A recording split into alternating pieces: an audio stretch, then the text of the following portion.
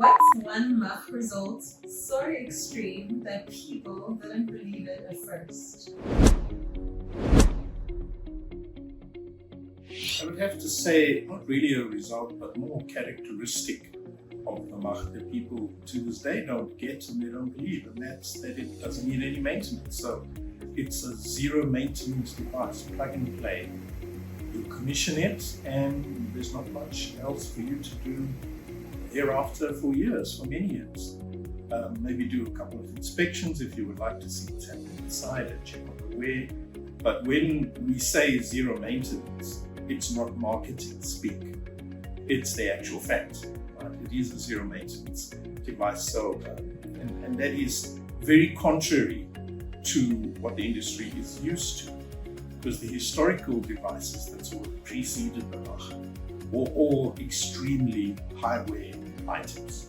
They needed to be nursed like babies day in and day out. And that's actually one of the reasons why people don't like high-shear or cavitation technology, because of perceived wear. But with the MACH, there isn't any. And the other thing is, again, historical devices need pressurized gas in order to run them. And not everybody has that. Not everybody has gas pressure around 8 bar or 10 bar.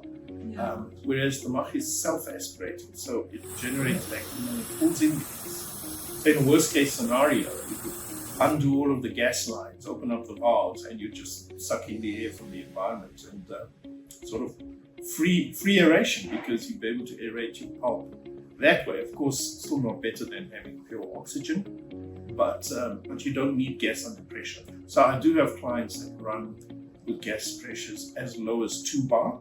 Again, nobody believes that because the reactor itself has a back pressure of about 3.5 to 4.5 bar.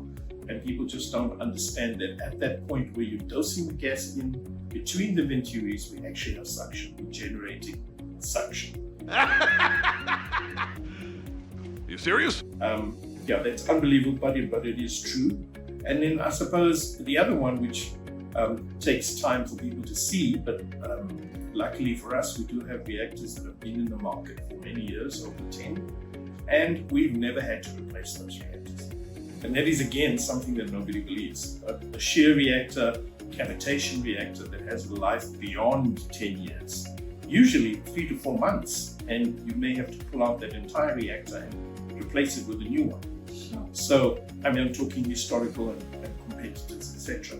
So you can imagine if that's what somebody has been doing, he's been using these old shear reactors and replacing them, let's just say every 6 months, a brand new one in there, and then you come along and you're busy filling out the tender documents, and it says in there, replacement parts, how many do I need for a 2-year period, and when do we need to replace the entire thing, and it's all NA, not applicable. Wow. There are no replacement parts, you don't have to do maintenance, and it will last you probably the lifespan of your operation. It all just sounds too good to be true, and it's not the usual saying of if it sounds too good to be true, it usually isn't. It does not apply to the MACH.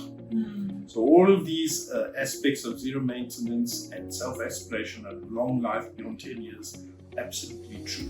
That's what you can expect with MACH reactor technology.